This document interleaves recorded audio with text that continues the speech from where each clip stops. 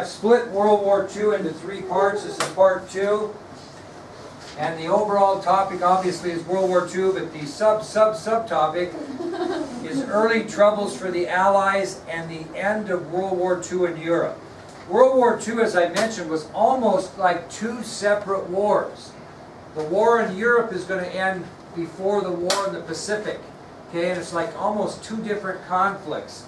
So we'll talk about this. So our first subtopic under all of this is Allied disasters in the Pacific. Allied disasters in the Pacific. Now, the Japanese were not foolish. They knew when they attacked Pearl Harbor that the United States was going to get involved. And so before we got overly organized, Japanese troops advanced rapidly in the Pacific Ocean and started taking areas of land.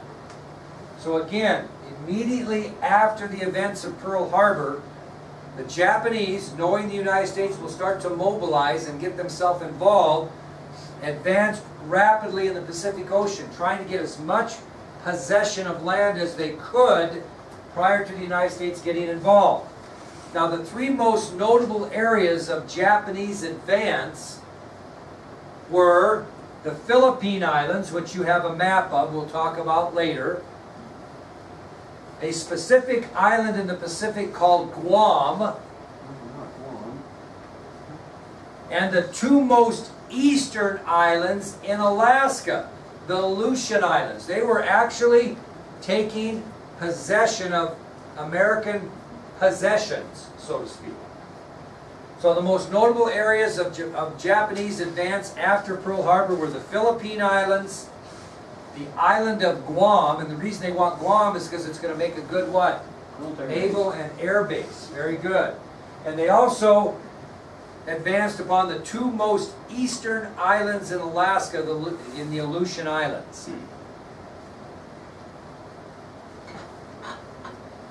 Now, there were two areas in the Pacific Ocean that they had difficulty capturing. There were two particular areas in the Pacific that they wanted badly, but had difficulty capturing. And that was the Bataan Peninsula and an island fortress called Corregidor. So, the two areas in the Pacific Ocean that the Japanese had difficulty capturing were in the Philippine Islands, the Bataan Peninsula, and the island fortress of Corregidor. So as they had made assault upon the Philippines, they found great resistance on the Bataan Peninsula and the island fortress of Corregidor.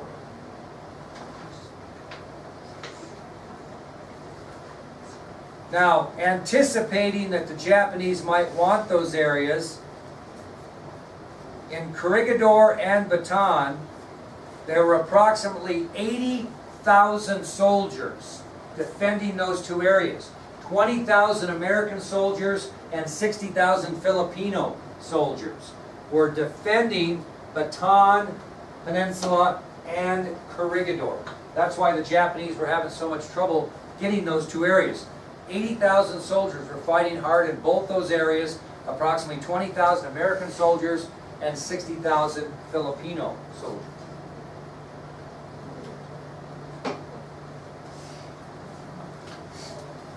Now, all Allied troops in the Pacific Ocean were under the command of American General Douglas MacArthur. All Allied troops in the Pacific Ocean at this time were under the command of American General Douglas MacArthur.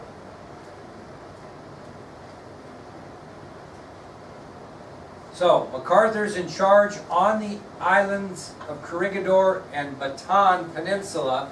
He's in charge of 80,000 soldiers, 20,000 Americans, 60,000 Filipinos. Now, what's his strategy going to be on those two areas because they're under heavy siege? What's his strategy? To defeat the Japanese or what? Push them back. Hold them off until what arrives?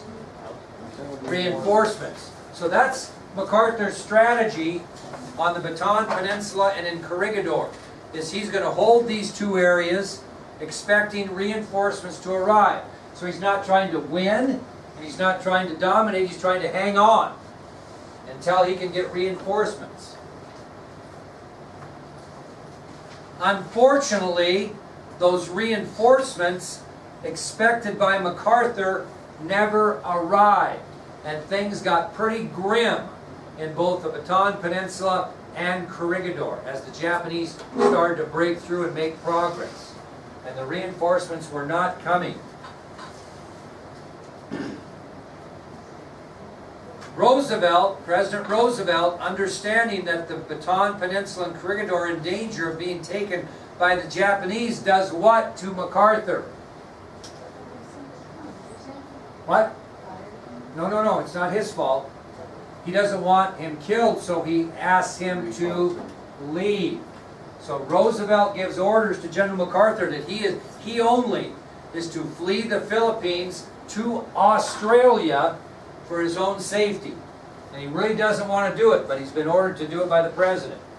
So President Roosevelt, seeing the grave condition of Corregidor and the Bataan Peninsula, knowing they're not going to get reinforcements in time, orders General MacArthur off the Philippines and to Australia for his own safety.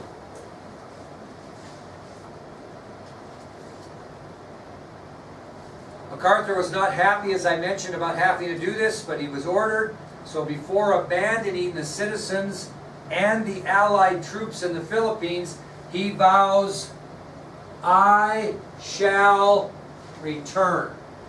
He vows, "I shall return." So, President Roosevelt orders General MacArthur to flee the Philippines to Australia for his safety, and before abandoning the citizens and Allied troops in the Philippines, General MacArthur vows, "I shall return." Now, did he leave those 60,000 troops commandless, so to speak? No. What he did is MacArthur ordered Major General Jonathan Wainwright to defend the Bataan Peninsula and ordered him, "You will never surrender. You will fight to the end. You will not surrender. Surrender is not an option." So prior to his departure, General MacArthur orders Major General Jonathan Wainwright to defend the Bataan Peninsula and to never surrender. So he's going to defend the peninsula without surrender. Those are the direct orders General Wainwright was given from General MacArthur. Defend the Bataan Peninsula and do not surrender to the Japanese.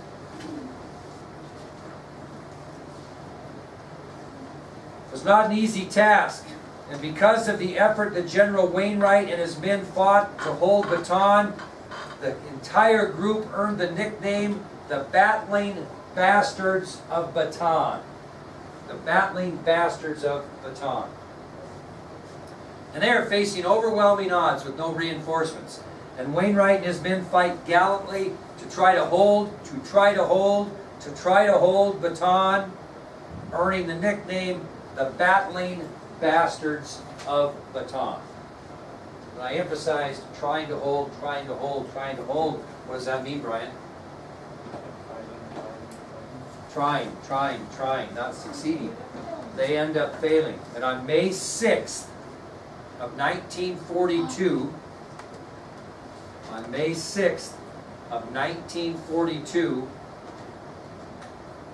after facing overwhelming odds, General Wainwright's forces were forced to surrender both Bataan and the island of Corregidor.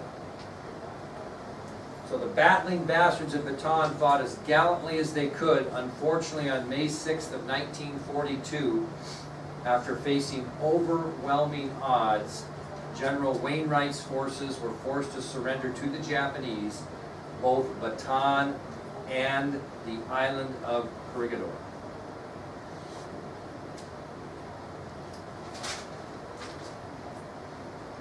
With that surrender, more than 75,000 American and Filipino soldiers were taken prisoner of war. With that surrender, more than 75,000 American and Filipino soldiers were taken prisoner of war.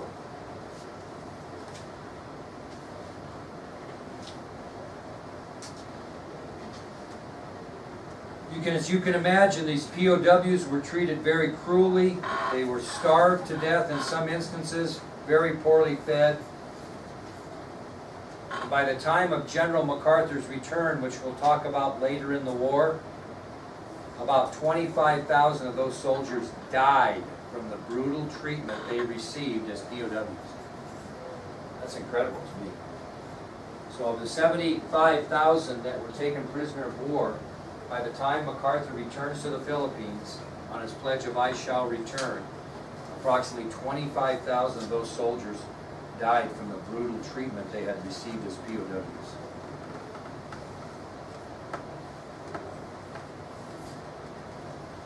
Okay, that takes us to our next subtopic, which is stopping the Japanese advance. That's got to be the Allies' goal, is they've got to stop the Japanese advance, because they are trying to take as much property as they can in the Pacific Ocean. Stopping the Japanese advance. Now, let's think about the Japanese strategy here. What are they trying to keep the Allies from doing? Winning? To win, they would have to probably attack their homeland. So the Japanese strategy in the Pacific was to establish a defense area among the ocean islands away from their homeland. That's why they were trying to get all these possessions outside of Japan, is so they could hold off any Allied, especially American, attack towards their homeland. Because when we get into this way down the line, after President Roosevelt's death, President Truman's going to have to make the decision on whether he wants to attack the homeland of Japan. And he predicts that if he does, 1 million American soldiers will be killed in that attack. Thus, he chooses to do what instead? Drop the atomic bombs. That's crucial. Okay, so we're going to end up. I'm giving you a preview of this, but the Japanese strategy is to gain all the possession of as many of these islands and these defense areas as they can to keep the Allies and Americans from getting to their homeland. Eventually, give me a tip here, eventually we're going to take control of these after some hard, bitter fighting, which we're going to talk about, and then the decision's going to have to be made. The only way we're beating the Japanese and ending this thing is if we invade the homeland. And if we do that, the predictions were 1 million American GIs would be killed. 1 million! Imagine how that affects generations after generations after generations. Some of us wouldn't be here if they attacked mainland Japan and 1 million soldiers are killed, right? There'd be a lot of people wouldn't be here. That's why Truman made that decision, which we'll talk about later. I think one of the most underrated, courageous decisions in American history that most people look at as a cruel act. Actually, he saved the lives of probably 1 million GIs by doing it. Did he have to kill some Japanese people? Unfortunately, those are casualties of war. So you got to make a choice. Would you like to make that choice? Would you like to be the president that makes that choice? I think it was one of the most courageous acts in American history. But we'll get that later. Anyway, now again, this defense area that the Japanese are going to establish in the Pacific is going to keep American bombers from having access to or harming the homeland. Now, once the Japanese built this defense line in the Pacific, then they were going to go on the offensive and attack 3 specific areas. So the Japanese strategy was to gain control of as many of these islands as we can to defend our homeland, and once we get those islands established in our favor, then we're going to go out and attack 3 specific areas in the Pacific. What would be the 3 biggest targets, do you think? They already did one, but they're going to go back again. Pearl Harbor, Hawaii was one, was it not? That was their strategy, and that's what they did, right? They attacked Hawaii. Hey, what's another area they might attack, Porter? What's another pretty big country in the Pacific? No, it's a big country, the biggest country in the Pacific Ocean that's kind of south, where MacArthur's resting now. Australia. They plan to attack upon Australia and Hawaii, which they did. And then, because of our paranoia that this would be the 3rd target, we relocated several thousand Japanese Americans. What was their next target? California. Pacific coast of the United States. So once the Japanese got established in the Pacific, they had 3 targets in mind. Australia, Hawaii, which they did, right, with Pearl Harbor, and then the Pacific coast of the United States. Now, so what's the big target? Because they've already gone to Hawaii already. What's the next big target in order? Australia. So that's what we're talking about. So as they advance to Australia, they want to capture both the Solomon Islands and New Guinea. Both of those areas are crucial for them to capture Australia. So as the Japanese move towards Australia to make it one of their possessions, they have to capture both the Solomon Islands and New Guinea.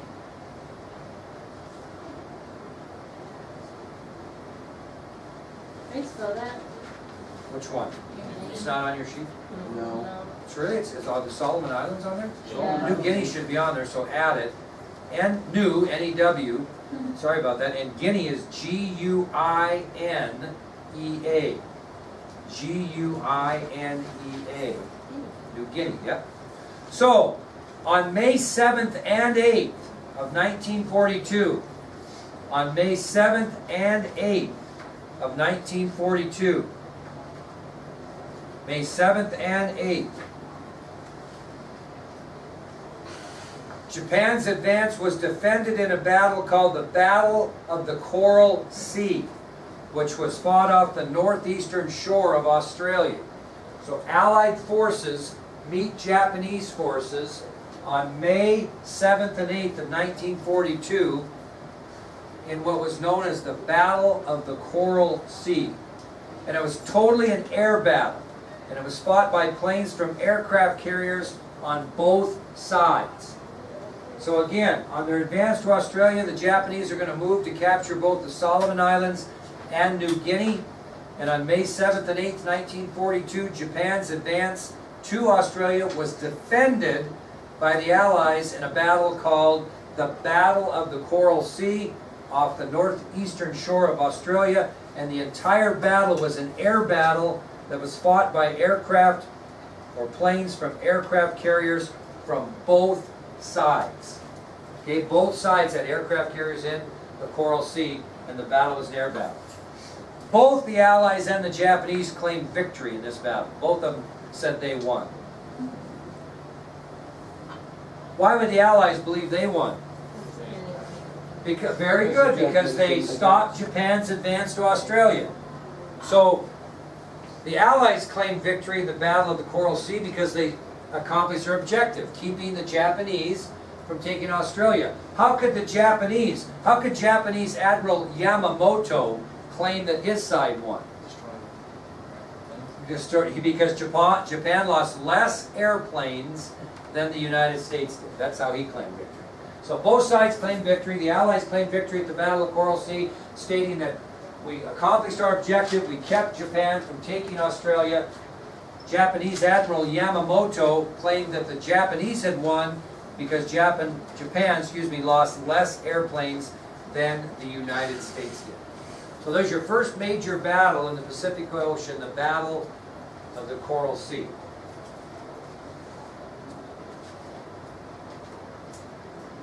That'll take us to the next defense of Australia, the Battle of Midway. Battle of Midway.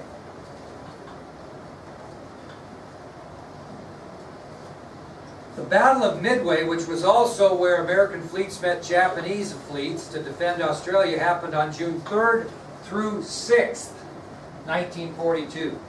June 3rd through 6th, 1942. So on June 3rd through 6th, 1942, American fleets met the Japanese again to defend Australia, and at this battle, which was known as the Battle of Midway, the Japanese suffered a decisive defeat at the hands of the Allies. In the Battle of the Midway, the Japanese suffered a decisive defeat at the hands of the Allies. Now, the American fleet was under the command of two admirals, Raymond Spruance and Frank Fletcher.